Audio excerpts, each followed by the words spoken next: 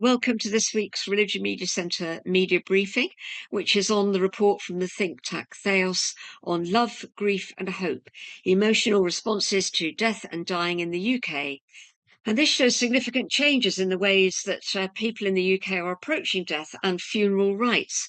And to unpack the findings and discuss the report, we have a panel today, including the report's author, Madeleine Pennington, Head of Research at Theos, Dr Nathan Mladin, Senior Researcher at Theos, who helped with the report, the Rev Prof Douglas Davies from the University of Durham and Director of the Centre for Death and Life Studies, Dr Jennifer Uzzell, also an academic at Durham and a funeral director, and Deborah Smith, Communications Lead at the National Association of Funeral Directors. So thank you all for joining. I think, Madeleine, as you're the main report author, we'll start with you. Just a general question to start with. Why did Theos decide that it wanted to conduct research into death and dying?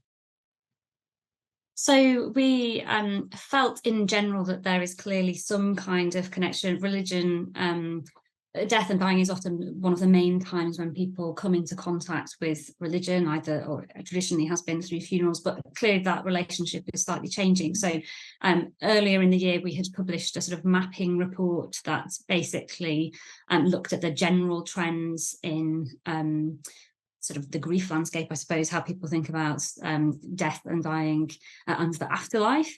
And one of the things that came out of that, but which is pretty well documented, was how increasingly in the modern UK or across the West, death is dealt with in institutions, basically. So healthcare has improved. That's obviously a good thing, but that also means that people tend to die in institutions, so hospitals or care homes. And therefore death isn't in normal life. And we wanted to know how that was really impacting people's emotional responses to what is obviously a fundamental human experience. And for your report, you conducted research, or you got YouGov to conduct some research. Just tell us the parameters of that research so we know. So it was a representative survey of just over 2,500 UK adults. It was, I think, slightly less religious than the census results, although the census results probably overplay religious belief anyway. So possibly slightly more non-religious than the country, but possibly also not. We don't really, as I'm sure everyone's aware, we don't really know those levels. And yeah, so that was out in the field from summer 2023, and obviously has come out just a few months later as we've analysed it. Right, so thank you. So just to reflect something back to you in your own words, you wrote on Twitter, X, ours is a society that does death badly. We're not exposed to it, don't prepare for it, and in a less religious age, increasingly allow our grief for others to be shaped by market forces. Why did you reach that conclusion? So each of those is supported by data, but it obviously also, to me at least, paints a larger picture. So on the first, in terms of exposure, we found almost everybody has lost somebody close, and particularly even in the older age category, it's 98% of people would say that they have lost somebody close to them. But the same age category, only 54% have actually been with someone as they die. So that really relates back to what I just said about sort of institutionalization of death. We looked at preparedness for death across a range of criteria. In none of those criteria did over half of the population feel prepared for their own deaths. And then this huge number of people who aren't sure or don't want a funeral, which is the most surprising and shocking thing to those of us at Theos. I think most people, even if they are not sure that they want a funeral themselves, associate grieving practices with, oh yes, somebody dies and then we have a funeral, and actually that picture is falling away. So before the pandemic, it was 3% of people, or 3% of deaths were marked with a direct cremation, so no ceremony, just a cremation, and then the ashes can be picked up later. Now that's 18%, and obviously, it's not the people who've died that are usually organising their own funeral, but our data suggests that that trend may well continue. And the reason I say that ours is a society that does death badly in all of that is that actually the funeral is, there's good evidence that funerals are part of a natural and healthy grieving process and have a role in doing establishing some closure. So in all of that, death is basically just kept out of the way. And when we're not talking about it, then the attitudes that shape our emotional responses to death are just whatever insidiously happens to be in society at the time. So just one final example there, the difference in responses between unemployed and working respondents was quite notable. The difference in responses between socioeconomic groups. If you're more affluent, you're more likely to be more prepared, including more spiritually prepared, which I think all of this suggests a society that is letting its attitudes to death be shaped by something other than its values.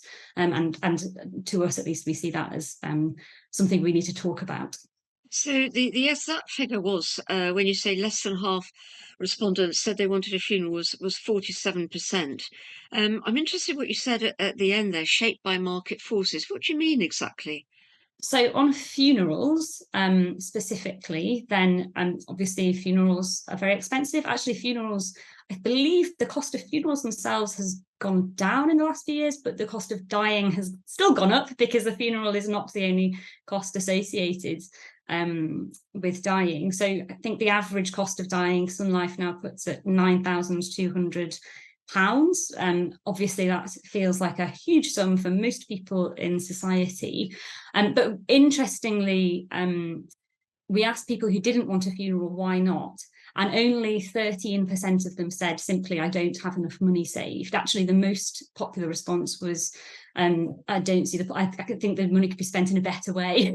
And then I don't see the point. So actually we are, there is a market element to that.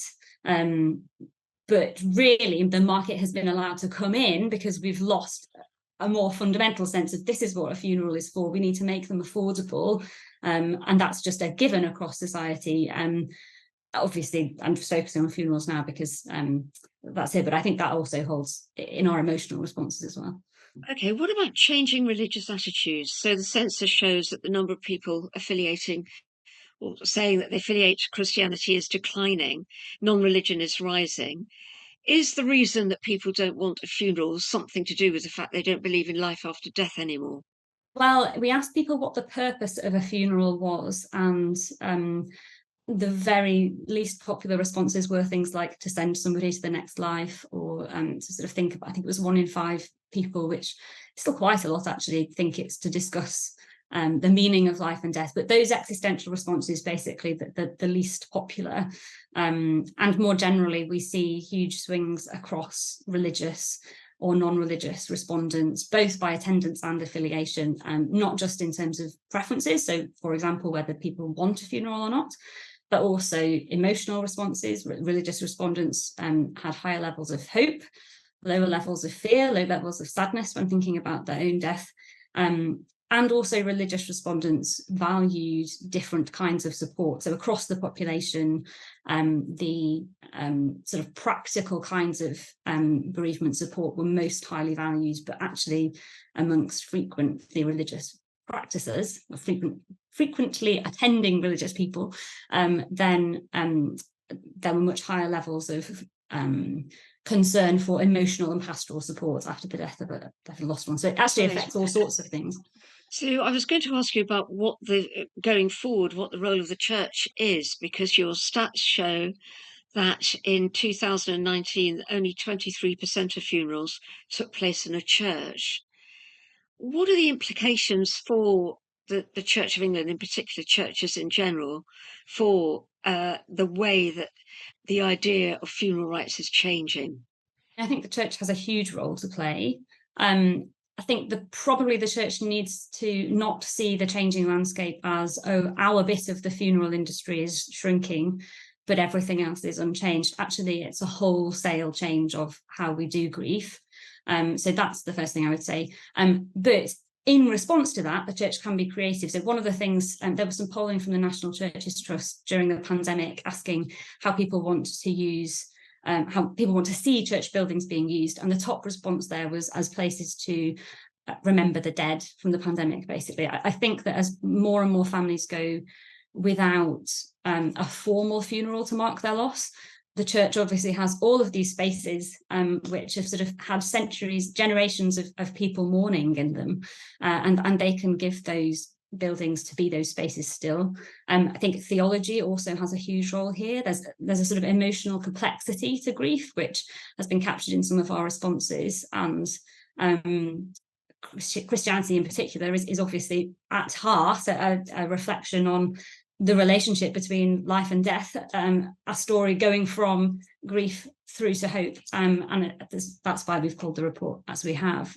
So that's obviously a huge resource as well, and those things come together and at the sort of hard edge of bereavement support, really. So that's a sort of proactive role it can take, which is not just about one moment, the funeral, but really responding to a whole cultural shift. What is your approach, or what did you find in the report, or what did you suggest would be the future for the funeral industry based on the changes that you discovered?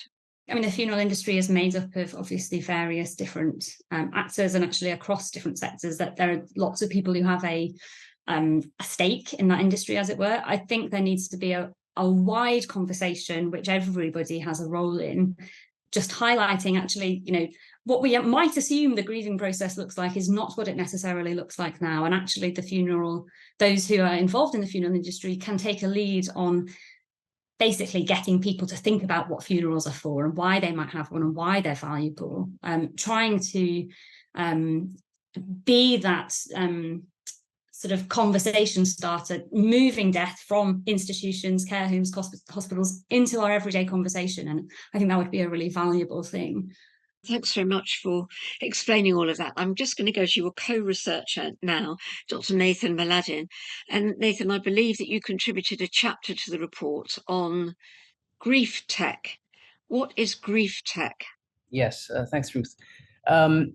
I contributed the chapter because we are doing some work, which is still ongoing, looking at the intersection of tech, and specifically AI, and various aspects of life and death. And I was intrigued to pick up on stories about this new technology applied to the process of grief. And grief tech. I mean, it's not a well-known term, but and it's probably pushed by people who are trying to introduce these things into the mainstream.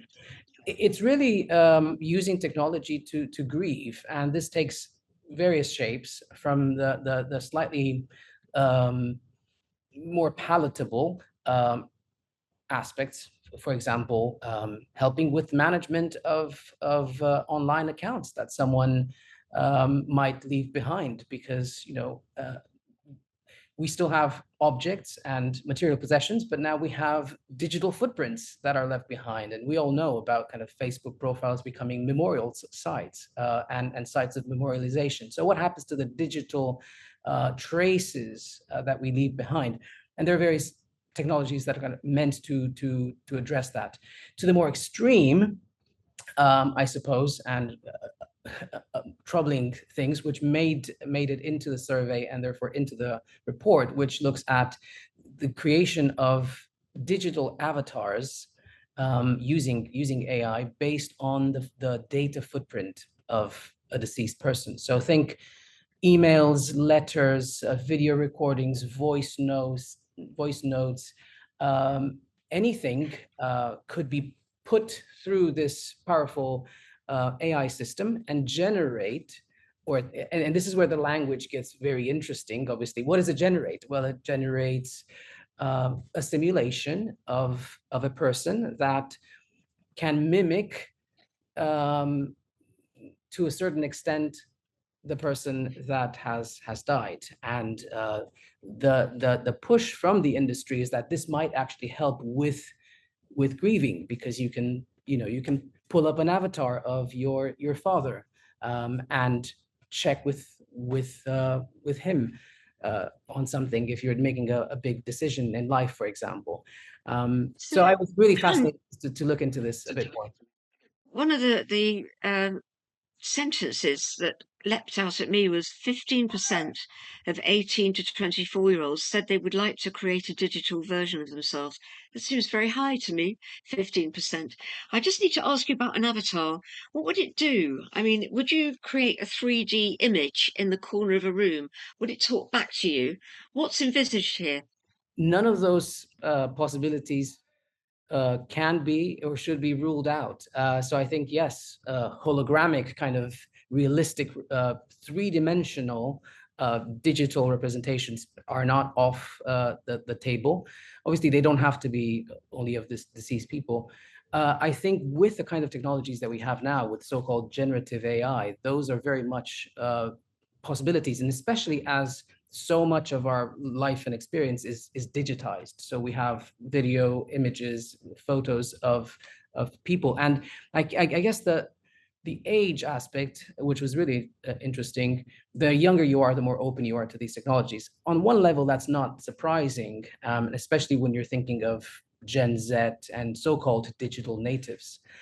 It's just the fact that we will have more of our digital lives that can end up in these systems. So yeah, those are all real possibilities. The voice will talk back. It'll be something that will feel quite real and uncanny, therefore. So there is a real, I mean, to get into the ethics of it, I think the jury is out. I'm skeptical about the potential for alleviating and helping with processing grief, but there's definitely plenty of scope, which is very worrying, for manipulation and for unhealthy attachments to these kind of simulations. So this is one of the aspects where we're seeing, the potential for market forces to kind of come in swooping, and we need to have much deeper conversations about the nature of the person, about death, and how do we grieve in ways that actually don't harm us, but help us continue living. Thank you. So that's, I think, is the bare bones of the report that you've outlined very helpfully. Thank you. Can I turn to the Rev Prof Douglas Davies now for a comment on it? Douglas, you've been researching death for decades. Is there anything new in this report that you can see? What's the most interesting finding? I think they've done a good job. That's an important starting point. I don't think there's anything dramatically new in it. I wasn't surprised by anything, but it's good having this breadth of statistics presented, not least in a way that the churches will read and think about. I think that's really important. I think that Nathan's final point there is an interesting one about what exists as statistics on the one hand, but could and should lead to deeper reflections and thought. So I see the report as a springboard. And within that, the kind of things that were not surprising were the place of, for example, social class, age, gender. All these kind of things were perfectly in line with other things one knows about and is familiar with. I think that the role, the awful thing about surveys for people like me is what you would like to have seen asked in it. And that's a bad thing to do, because one always leaves things up oneself. But to pick up Nathan's final points, I would be fascinated to see, where do your dead appear in your life? The whole dream world. Avatars exist already in a kind of a psychological sense in our own minds.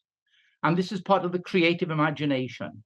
We're currently running a large European research project called Digital Death, which picks up on many of the points that Nathan raises, between Finland, Denmark, Romania, and here in the UK. And we've just started that, so that will roll out as time goes on. And with a bit of luck, explore some of those concepts of where the dead are in your life. But for example, take that question about, do you feel prepared for your death? Now, what is the a priori assumption of an answer? Is the Archbishop, is the Pope, is the Archbishop, is the Dalai Lama, are these guys prepared for their death? Well, that's an interesting question. My point is, there might be assumptions about our everyday life which do not feed well into the questionnaire stuff about life and death. There are issues there. I think Madeleine's point about marketing is really important. And I encourage all of us to go on the television, to listen to the mainstream channels this afternoon, if Inspector Morse is on or whoever, because you will guarantee that every other advert is by funeral companies picking up the idiom of no fuss funerals. So the marketing of funerals to an aged population is daily and constant. And I think that, of course, COVID affected that. The 3 to 18%, yeah, that's in line with what I've understood myself. But that question about the presuppositions fed to us by the media. So the importance of the media in this stuff, very important. I also found the statistics good in terms of age range, and how certain of the middle-aged people are often more concerned about aspects of death than older people are or younger people are. And again, in terms of interpretation, these are often people with family responsibilities, with elderly parents, with youngsters. You know, you're worried about your children, you're worried about your parents. That all fitted in really well. One point I would like to raise, excuse me, is about what we might call the ritual way of life, because this affects social class and it affects gender. That if you ask yourself the question, in Britain today, let's leave other countries out of it for the moment, in Britain today, what is the ritual way of life for people? And think about what might fall into those categories. Okay, those who are going to church every week, and you comment on these very, very well, I think, these are people who have an intensive ecclesial ritual way of life. Now, if you ask that kind of person, what about your death then? You are going to tick the box about your own ritual way of life. The networks, the friends, the people, the meaningfulness of your life is tied up with institutional ritual participation. If you never go to church, you might have a ritual way of life in relation to a football club, or your ritual life might be elsewhere, but it's not in church in life. And therefore, as I've talked about ad nauseam, really, if you try to link lifestyle with death style, and you pick up the issue of ritual ways, then it's understandable that it might pan out like that. The only other point I think I would make, and I like this part of the project, is what about the churches then in terms of space, in terms of places to be, and serving other aspects of society? Because you can understand how mothers and toddlers groups, for example, or schools, which are church schools, for example, might have their own little, let me use the word, ritual ways of life in relation to those places in an ordinary everyday sense, even though not in a very much a worshipping sense. So I like the way that, in a sense, the work was fishing, was trying to get the churches and the clergy and stuff to think about their capital investments in place that might become spiritual, capital reflective places. So without going into details, because I have read through it, but I've not a great deal of time to think in detail about it. They're the kind of broad issues that struck me as I read it, and I'm very grateful for it, because we'll be able to use it in many contexts. Thank you, Douglas. Perhaps Madeleine and Nathan, I'm going to collect reviews from others on the call and ask you to come back after that. Jennifer Uzzell, you're also you're in Durham University, and you're also a funeral director, as well as having studied death and funeral rites. What is your not verdict exactly, but how do you review the report? I think it's very interesting. Again, nothing in it that terribly surprises me. I can remember saying, when I first started doing my PhD, I think I may have broken some records here in terms of amount of time. It was around about 2014. I was working with my partner in a progressive funeral home at that point, and I can remember saying that I thought direct cremation was going to become a big thing then. So this, and obviously, it was made quicker, I think, by COVID. But I would like to echo what Douglas said about the power of advertising. I mean, it is really quite overwhelming at the moment. And the message, and one of the things that struck me, and I was looking at some of the statistics in the report. So yes, the biggest single response on why don't you want a funeral, at I think it was 67%, was because I think the money could be used better elsewhere, which is not surprising because that's exactly what the adverts tell you to think. But if you put together the next two, which was, I don't want to make a fuss and I don't want my arrangements to be a burden on people, if you put those two together, it comes to 78%, making it the biggest. And I think they are sufficiently closely linked to make it worth doing this. And again, this is a message that is pushed and pushed and pushed, certainly by the adverts that I've seen. That is, nobody wants to go to a funeral. I don't want you to have to deal with my funeral and all of this. My feeling is that this is an extremely unhealthy message to be sending to people. Because, and I wonder how many people, how many of the, I think the report said it's the older demographic that are more clearly inclining towards direct cremation. How many of these people are being made to feel that they ought to not be burdening their family, that they ought to not be making a fuss. And I think it's a generation that has generally been raised to not make a fuss. And all of this is feeding into the message. What I would really like to see, and I don't know if this is an idea for Theos or for somebody else in the future, I would really like to see some research done on the effect of direct cremation on the bereaved over time. I would like to see some research on, going back to families who have had a direct cremation for somebody that they love. How has that affected them 1 year, 3 years, 5 years later? And I would find that really, really interesting to see. What we found as funeral directors is that I don't think, with the number of direct cremations that we do has gone up. We do them slightly differently to the big companies. So for example, we would always have the option for family to visit. We think that's a basic human right. We would always have the capacity for family to bring clothes in. So it's not quite the disappearing act that some of these bigger companies are sort of trying to introduce.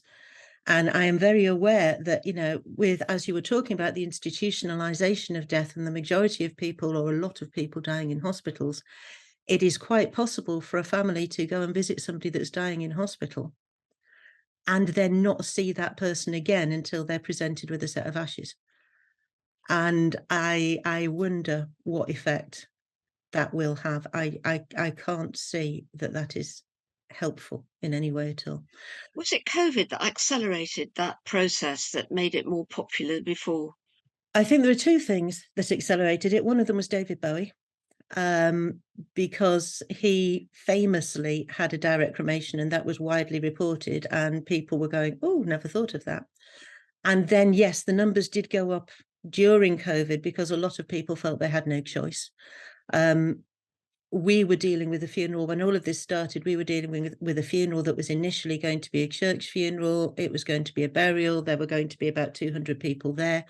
And as the restrictions got gradually stricter and stricter as the arrangements were going on, and we were having to go back to this family on a more or less daily basis and say, yeah, I know we arranged this, but now we can't. And in the end, that family said, you know what, we just have a direct cremation because we don't want to have to choose which people go and which people don't. And we'll do something when we can do later. Something else I would really like to see research on is how many of the people during COVID who had direct cremation and then said, we will do some sort of ritualization with the cremated remains at a later date. I would very much like to know how many of those did. And I also noticed from the statistics that you had, only 30% of people said that they would like to ritualize their death in some other way. And this, I think, is where I would also like to echo some of what Douglas said, in that I feel that the ritualization of death, which is essentially what my research was about in a particular context, but effectively the ritualization of death outside of the context of the church is something that not enough attention is paid to. So celebrants, and this term celebration of life, I think is horribly, horribly misleading, because celebrants are people who celebrate in the ecclesiastical sense. They it's much closer to observing or honoring life, rather than making it all very light and funny and upbeat, and we're not actually grieving at all. And because of the double use of the word in popular language, I think an awful lot of the general population, when they talk about a celebration of life, are effectively talking about a denial of grief. And that is not what was initially intended by the language of the celebration of life. In my capacity, I talk about honouring life rather than celebration of life, because I feel that word celebrate is just so loaded with misunderstanding that it's become really quite unhelpful. But where celebrants fall down for me, where they don't give people what they need, and again, perhaps this is something that celebrants need to take on board, people need to get out there, needs to be a part of the wider discourse, is the ritualization of death, rather than, just to use one of Douglas's phrases, words against death, to make it about actual ritual activity as well as about words. And this is somewhere I think celebrants fall down in a way that the church doesn't, and that is something that fundamentally needs to change if people are going to start thinking of funerals as being something that is of benefit. And I feel, I would echo what Madeleine said, that a role of the funeral service here is to start, and we're not good at working together, we're really not good at working together, but to start getting this idea out of what actually the benefits of funerals are, why they help people. And I can, remember seeing on one of these adverts, well, nobody wants to go to a funeral. Well, no, nobody wants to go to the doctor either, but it saves your life sometimes. So, the fact that something is not pleasant does not mean that it is not valuable and that it does not have use. And I think that's what I got from that. Thank you, Jennifer. I just want to ask you one more question before moving on to one of the other panelists, if I may. Can you tell us a little bit more about the rituals of funerals outside the church, how popular they are becoming in your knowledge and experience? They can be really, really simple things. So, for example, we have had families that have spent the week before the funeral coming in to decorate the funeral. And during that time, they sit around and they talk about the person that's died. They have a glass of wine or a cup of tea. They stick photographs onto the coffin. They talk about the photographs. That is something that, and I think this again is the thing, that funerals are far too often, they think something that happens to somebody, where somebody stands at the front, be it the celebrant or be it the minister, and they talk to you. And this sort of thing involves the bereaved in a way that they have not been used to being involved in British funerals. We have one celebrant who will quite regularly take a flower from the bouquet on top of the coffin and give it to the closest next of kin. And again, this is linked with the theories of continuing bonds of connection going both ways between the living and the dead, which is another thing that is quite central to my research. Or they can be really quite big things. So the opening up of, for example, natural burial, and something that I'm particularly researching, which is new barrows that are built in the style of Neolithic or Bronze Age barrows that are receptacles for cremated remains. They take away the structure of the crematorium, and then they open up the possibilities for ritual completely, because you're not following any kind of set, you have to do this, and then you have to do this, and then you have to do this. So I've been involved in some amazing funerals at natural burial sites where, and they haven't been religious in any particular sense, haven't been connected to any particular spirituality, but the people have sat in a circle around with the coffin at the center. And I think one of the big problems with crematoria is that they take the coffin away from the center. There's been incense, there's been live music, people have got up and spoken fairly naturally, randomly, rather than it all being by arrangement. My particular focus of study is with modern druids. And I've spoken to a number of Druidic celebrants, and they have tried to bring this circular element into the crematorium. They've involved the elements, earth, air, fire, and water, as a way of conceptualizing the dead body. So the actual physical presence is kind of the opposite of direct cremation, where the actual physical presence of the dead body is something that becomes central and becomes a thing that is of importance. And therefore, the letting go of that physical dead body becomes a thing of importance. Beyond just a few words of committal, it is a real idea of dissolution back into the earth and back into the elements. And these are the sort of things that, another really simple example was a funeral that we did of somebody that had been a performer. And as the curtains closed on the coffin, everybody stood up and clapped, as a way of sort of celebrating the end of somebody's life who had been, it can be something really simple. It doesn't have to be elaborate. It doesn't have to be liturgical, although it can be. And it's this way of ritualizing funerals that I think is something that we all, the church does it well. The rest of us do it really badly. Thank you very much, Jennifer. Can I move on to another panellist now, Deborah Smith? And Deborah, you join us from the National Association of Funeral Directors. Yeah. So part of the report from Theos was suggested that there may be trouble ahead for the funeral industry. I wonder if you recognise the changes in the industry and what steps you're taking to change and adapt. Well, you're right. Funerals have changed enormously over the last, 10 to 20 years. And that evolution has been tracked and led in many cases by the funeral sector as much as by anybody else. And I think I agree with a lot of the points that have been made by Jennifer, by Douglas, and by the report authors.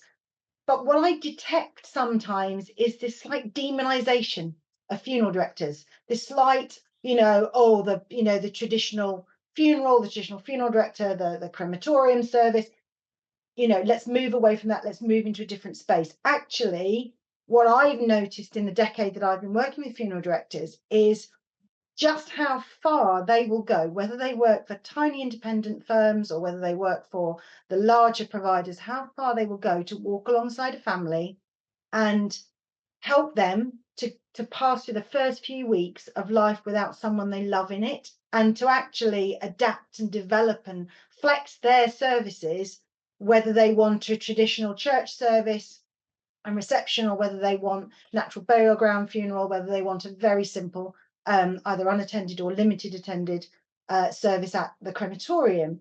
And I think that it's one of the biggest issues you raised quite rightly is the growth of direct cremation. And we can see, as Jennifer pointed out, that the marketing of direct cremation has had a massive impact on how particularly the older generations feel about funerals and about putting burden on others. And the word fuss has been mentioned. One of the things that direct cremation companies have done quite cleverly is equated a funeral service with fuss. Fuss is another word for love. It's another word for paying attention to someone, giving somebody your love and support. And actually, one of the last acts of love we can give to someone is to say goodbye to them. And so a lot of the work that the NFD has been doing has been trying to kind of unpick some of that. And Jennifer, we have done some research on the impact of direct cremation on people who've chosen it for their loved one, or who have had a direct cremation chosen by their loved one, which has then excluded them from being able to say goodbye. And we don't have that picture over time because, as you say, this is still, we still need to come back to this over successive years. But we do know that while some people do come to deeply regret it, other people accept what has happened, because one of the things we found in some research we commissioned earlier this year is that even if people disagree with the choice of a direct cremation by someone they love, they will respect it, because respecting someone's wishes is so in our DNA as a society. And that leads me on to the main kind of response we had as an association to the Theos work, which is that actually the questions were all asked of people about their own funeral. And we've been commissioning consumer research for maybe, well, gosh, about 8-9 years now. And one of the questions we've always asked is, are you more likely to arrange a particular type of funeral for yourself or for someone you love? And what we see all the time is that people are far less likely to be fussed about a funeral for themselves than they are for someone they love. And that actually, I would like to have seen some questions about how, how people feel, whether they are discussing their funeral wishes and plans with the people closest to them, so that there is no risk of them putting in place funeral plans with the best of intentions that leave their loved ones without the ability to choose to be there to say goodbye when they've died. So I think we've done some, I'd like to kind of work with Theos on this, because we've done some really interesting research talking to the public about how they feel when they have been prevented from attending. And you're right, the pandemic brought the idea of being prevented from attending a funeral into the national consciousness. And it's an interesting lesson, and that might be why in the research, the group most likely to want a funeral are the younger generations. So the older generations, the question that was asked about, do you want a funeral for yourself? The older generations were the least likely to say yes, and that's potentially the impact of the direct cremation marketing that Jennifer's talked about. The percentage, I think it was 58% of the youngest generations, the younger adults, that was the strongest vote in favour of a funeral. And so I wonder whether things will come full circle. And when we talk about the future of the funeral sector, what we actually are going to see is, from a generation that is much more about engaging in human contact, despite the impact of digitization, whether that younger generation will come afresh at the idea of being there to say goodbye. Thank you. Very interesting points. I will come back to you, Madeleine and Nathan. Can I just take in Yvonne Tulloch at this point? Yvonne, you're the CEO of AtaLoss, and you were nodding your head in agreement with various points that were made in that last contribution. I wonder if you'd like to contribute to the discussion. Hi, that's very kind of you, Ruth. Yes, please. Thank you so much. I was just putting a comment in the in the chat here as well, just in response to your last speaker, because that's so true. The things that have been said are so very, very true. I think what's really important for us to do here is to distinguish the difference between people's thoughts and ideas in advance of dying and how people actually are once they are find themselves bereaved, because we are working with we're picking up the other side of things. We're working with people who are bereaved, who find themselves in situations where, for instance, they feel that they haven't been able to say goodbye properly at the funeral. It hasn't fulfilled their own emotional needs, or they haven't been able to be there, or as just to pick up on a comment just now, not even before all of these direct cremations, feeling that obliged to fulfill on the ideas and aspirations of the loved one and emotionally not able to. So we really do need to make a distinction between how we think people are going to feel, and how, and our preparations in advance, our thoughts and about our own funerals and our preparations in advance, between what we actually feel, end up feeling once we are bereaved. And nobody knows how they're going to feel. Nobody knows how they're going to feel. Nobody knows how their loved ones are going to feel. And what we are finding is that there's a lack of recognition in society of the impact of bereavement because of all this death denial that's been going on, and the impact of bereavement because of all of funerals reducing and so on, and people therefore being surprised themselves at how they feel and the enormity of their feelings and the intensity of their emotions and their reactions and all the things that go on, not just emotions. Surprised by the range of reactions and the impact of the whole situation, and then finding themselves with mental health issues, thinking they're going mad, etc., and coming to actually wanting the church.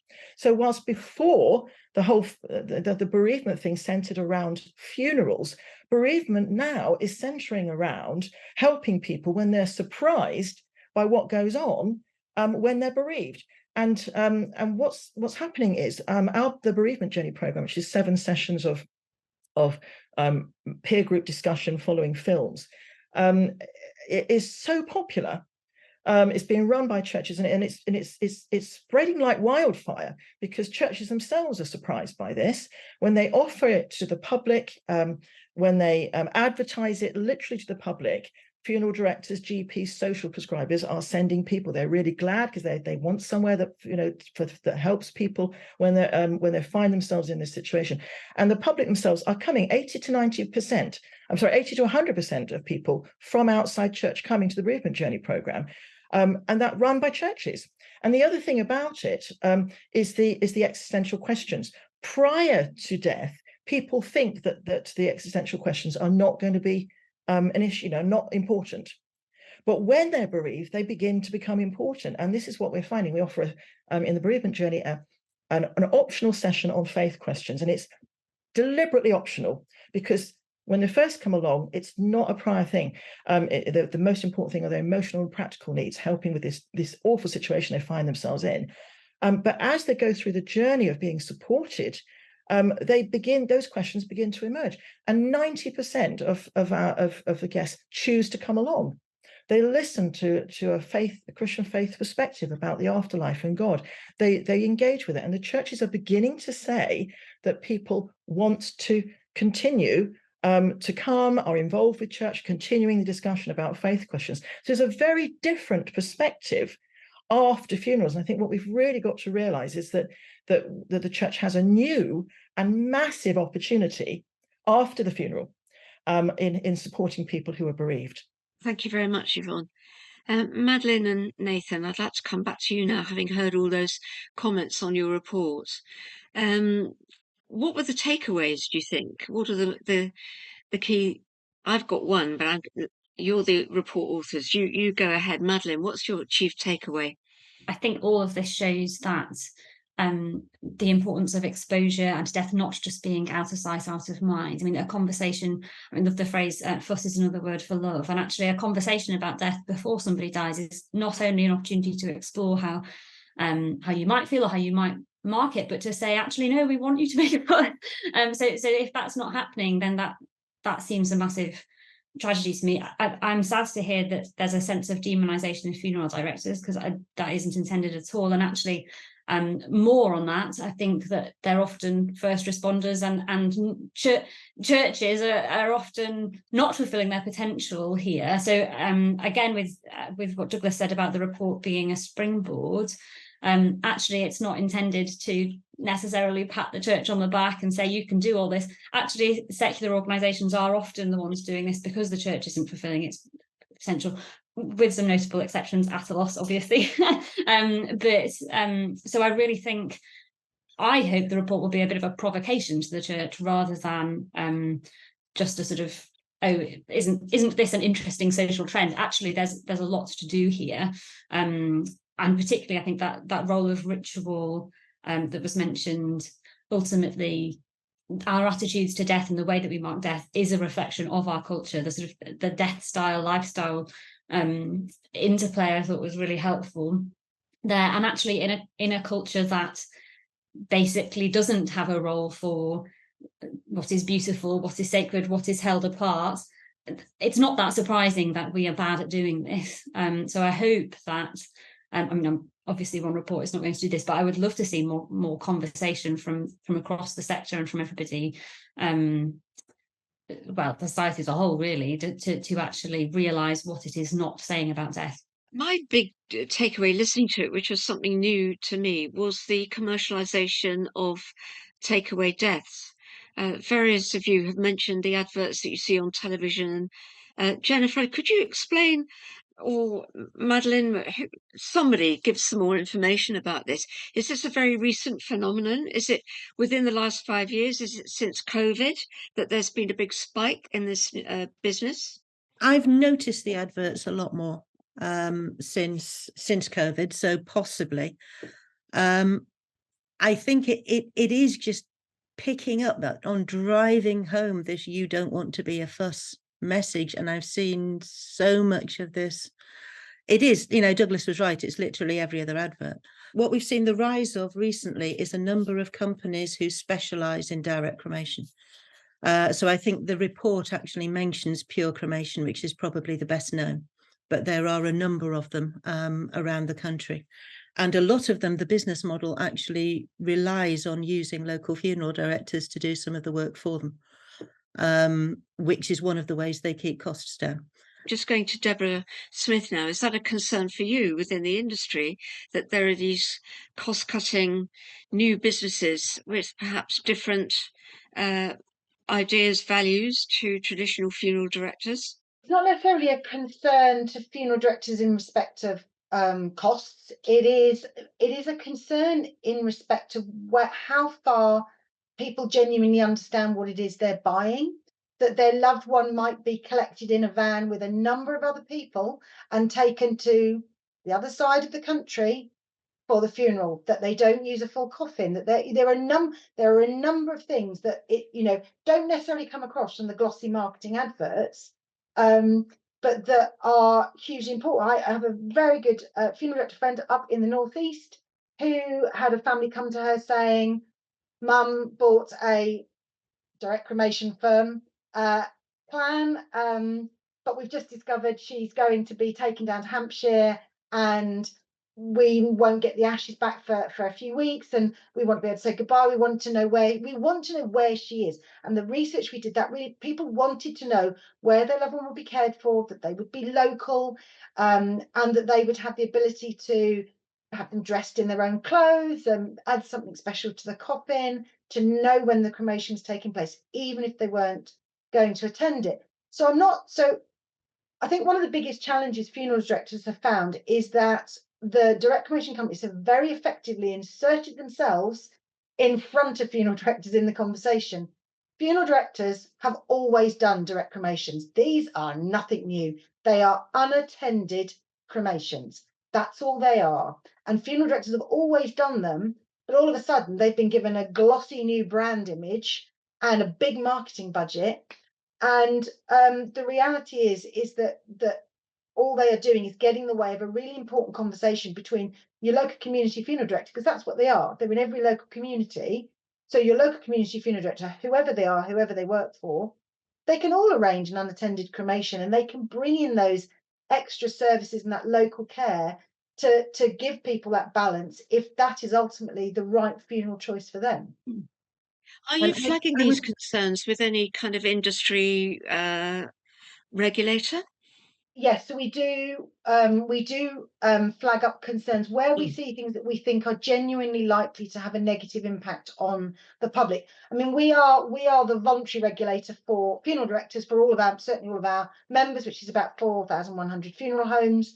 And so we have an oversight responsibility in making sure that our members properly communicate pricing, properly communicate services, their standards are high. And we regularly inspect against a strict code. However, where we see a concern around how people are cared for in such a way that might impact the grieving process. I'll give you a very good example. At the moment, one of the biggest challenges we've got is the fragmentation in the death management process and the delays this is causing and the impact that is having on bereaved people. If your loved one spends quite a long time going through the coronial process, for example, because we have a shortage of pathologists, you may not therefore be able to spend time with them, to view them, if that is what your choice would be, to spend time with them before death. And so that is having a material impact on bereaved families who are waiting a long time to be able to say goodbye to their loved ones. So things like that, where we see those kinds of challenges, we always report it to whichever is the regulatory body concerned. Thank you. We've almost at the end of our 1 hour, Madeleine. I wonder if I could ask you to just give your final thoughts on all of this and perhaps suggest what your next piece of research will be in the context of Theos' interest in death and dying. Thanks. Yeah, I mean, just one final very practical thought is that the shape of age correlation on whether people want a funeral or not is not a straight line. It's when people are 35 and over, suddenly they don't anymore. And I think that is the group that has TVs. So although we obviously can't know what's behind it just from stats, then there's some evidence that might be behind it. I think it just all reiterates to me, and thank you so much for having this session, because it really reiterates the role of market forces to me in something that shouldn't be left to market forces. So that is certainly my takeaway. In terms of research moving forwards, we don't have another report on this planned yet, but I do think that we will certainly want to look at the implications of that trend more generally, and particularly, I think it is a role of secularization as well as a story of secularization to some extent. So I feel there's a lot more that could be done there. Thank you. Well, thank you very much, everyone, for joining the discussion, which was very rich, as always, with all of you on the call. So do tune in again. But meanwhile, for now, goodbye. Thanks very much.